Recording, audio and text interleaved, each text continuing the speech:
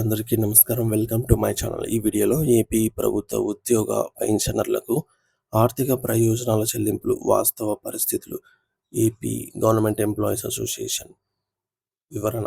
దీనికి సంబంధించిన పూర్తి వివరాలు ఈ వీడియోలో తెలుసుకుందాము.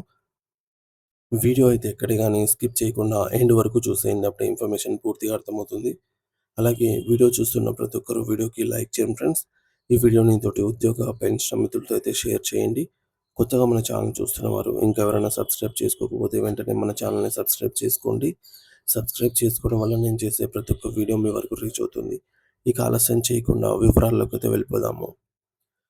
ఫ్రెండ్స్, ఇక విషయానికి వచ్చినట్లయితే రాష్ట్ర పరిపాలన అనే యంత్రం సజావుగా సాగాలంటే దానికి ప్రభుత్వ ఉద్యోగులు అత్యంత కీలక ఇంధనం వంటి వారు. పరిపాలనలో ఏ చిన్న నిర్ణయం తీసుకున్నా దాన్ని క్షేత్రస్థాయికి తీసుకెళ్లి అమలు చేసే బాధ్యత వీరిదే.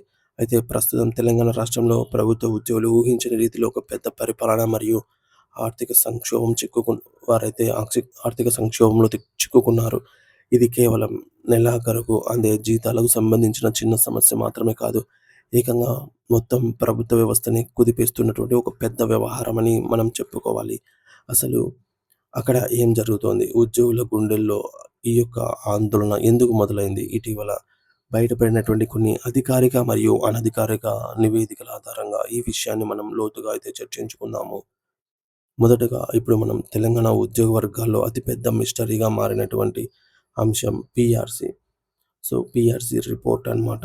సాధారణంగా ఏదైనా ఒక ప్రభుత్వ నివేదిక రావడంలో కొంచెం జాప్యం జరిగితే దానికి గల కారణాలను అధికారులు బహిరంగంగా అయితే వెల్లడిస్తారు. కానీ ఈ యొక్క పీఆర్సీ రిపోర్ట్ విషయంలో మాత్రం అంతు చిక్కని మౌనం కనిపిస్తోంది.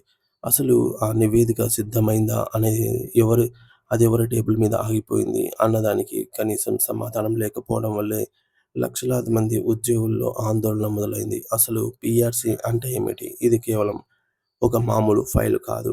లక్షలాది మంది ఉద్యోగుల ఆర్థిక భవిష్యత్తుకు ఇదే పునాది.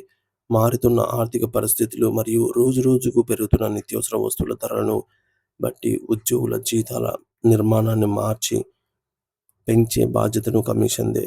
మరి అంటే ఒక ఉద్యోగి తన పిల్లల చదువులు, పెళ్ళిళ్ళు లేదా సొంత ఇంటి కలను ప్లాన్ చేసుకోవటానికి ఈ యొక్క పీఆర్సీ అనేది అత్యంత కీలకం. అలాంటి కీలకమైన నివేదిక జాడ లేకపోవడమే ప్రస్తుతం ఉన్న అసంతృప్తికి ప్రధాన కారణము. ఈ సమస్య ఎప్పుడు మొదలైందో ఒకసారి మనము కాలక్రమానుసారం చూస్తే జూలై 2023 నాటికే ఈ పీఆర్సీ అమల్లోకి రావాల్సి ఉంది. అంటే ఇప్పటికే దాదాపుగా 2 ఏళ్ళు, 3 ఏళ్ళు గడిచిపోతోంది. కనీసం ఇప్పటికైనా ఏదైనా స్పష్టమైన ప్రకటన వస్తుందేమో అని ఉద్యోగులు ఆశగా ఎదురుచూస్తున్నారు. కానీ అధికారుల వైపు నుంచి మాత్రం ఒక రకమైన నిర్లక్ష్యపూరితమైనటువంటి మౌనమే కనిపిస్తోంది. ఇక్కడే ఒక వింతైన పరిపాలన వైరుధ్యం అయితే బయటపడింది. అదేమిటంటే సాక్షాత్తు ముఖ్యమంత్రి గారు ఈ యొక్క పీఆర్సీ రిపోర్ట్‌ను వెంటనే సిద్ధం చేసి తన ముందుకు తీసుకురావాలని అధికారులను చాలా స్పష్టంగా ఆదేశించారు. ప్రభుత్వ వ్యవస్థలో సీఎం ఆదేశాలే అత్యున్నతమైనవి. కానీ అధికారుల స్థాయిలో మాత్రం ఫైల్ ముందుకు కదలటం లేదని ఆరోపణలు వస్తున్నాయి. ఉన్నత స్థాయి నుంచి గ్రీన్ సిగ్నల్ ఉన్నా కూడా క్రింది స్థాయిలో పని ఎందుకు జరగటం లేదు? ఇక్కడ సమన్వయం ఎక్కడ పూర్తిగా మిస్ అవుతోంది? ఎక్కడో అనేది అర్థం కావటం లేదు. ఇక రెండో అతిపెద్ద సమస్య అయినటువంటి 5 అనే ఒక అంకె. ఇది కేవలం ఒక అంకె కాదు. ఉద్యోగులకు నిద్ర లేకుండా చేస్తున్న ఒక ఆర్థిక భారం.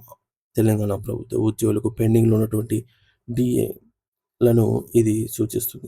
నిత్యావసర ధరలు ఆకాశాన్ని తాకుతున్న వేళ అండగా నిలవాల్సిన డీఏ మాత్రమే. కాబట్టి డీఏలు ప్రకటించాలి. అలాగే ఒక పక్క జీతాల పెంపు పీఆర్సీ లేదు. దానికి తోడు ఏకంగా 5 డీఏలు ఆగిపోవడం అంటే ఉద్యోగుల జేబుల మీద ఊహించని భారం పడుతున్నట్టే లెక్క. ఇది ఒక పేలుడు స్థితిగా ఉన్నటువంటి టిక్కింగ్ టైమ్ బాంబ్ లాంటి పరిస్థితి. ఇప్పటికే 5 డీఏలు పెండింగ్‌లో ఉంటే చూస్తూ ఉండగానే జూలై నెల రాబోతోంది. జూలై నెల వచ్చిందంటే మరో డీఏ కూడా ఈ జాబితాలో చేరుతుంది. అంటే ఏకంగా 3 ఏళ్ళు కరువు భత్యం బకాయిలు పేరుకుపోయాయన్నమాట. నెల జీతం మీద ఆధారపడి ఈఎంఐలు, పిల్లల స్కూల్ ఫీజులు కట్టుకునే సామాన్య ఉద్యోగులకు ఇది ఎంతటి ఆర్థిక ఒత్తిడి కలిగిస్తుందో మనం అర్థం చేసుకోవచ్చు. మరో కీలకమైన సమస్య ఏమిటంటే ఈహెచ్ఎస్. ప్రభుత్వ సిబ్బందికి మరియు వారి కుటుంబ సభ్యులకు మెరుగైన కార్పొరేట్ వైద్యం అందించాలనే గొప్ప ఉద్దేశంతో ఈ స్కీమ్‌ను తీసుకొని వచ్చారు. ఆరోగ్య అత్యవసర పరిస్థితుల్లో ఉద్యోగులను ఆదుకోవాల్సిన అద్భుతమైన పథకం ఇది. కానీ విచారకరమైన విషయం ఏంటంటే, ఈ యొక్క స్కీమ్ చుట్టూ జరుగుతున్న వివాదం చూస్తే ఎవరైనా షాక్ అవ్వాల్సిందే. ఉద్యోగుల జీతాల నుంచి ప్రతి నెల కొంత డబ్బును హెల్త్ స్కీమ్ కోసం ప్రభుత్వం ముందే కట్ చేస్తోంది. కానీ అసలు ట్విస్ట్ ఏమిటంటే, ఈ స్కీమ్ ఇంకా పూర్తి స్థాయిలో అమల్లోకి రాలేదు. అంటే సేవలు అందకుండానే జేబుల్లో నుంచి డబ్బులు మినహాయించడం ఏ రకమైన న్యాయం అని ఉద్యోగులు ప్రశ్నిస్తున్నారు. ఈ పథకానికి సంబంధించి మార్గదర్శకాలు ఫైనలైజ్ చేయకుండా అధికారులు కాలయాపన చేస్తున్నారనే రిపోర్ట్స్ చెబుతున్నాయి. ఇలాంటి సున్నితమైన ఆరోగ్య విషయాల్లో కూడా ఇన్ని అడ్డంకులు ఉండటం వల్ల ఉద్యోగుల్లో తీవ్ర ఆగ్రహం వ్యక్తమవుతోంది. ఈ సమస్యలన్నీ ఒకేసారి కలవడంతో రాష్ట్రంలోని ఉద్యోగ లోకం ఒక ప్రెషర్ కుక్కర్ లాగా మారిపోయింది.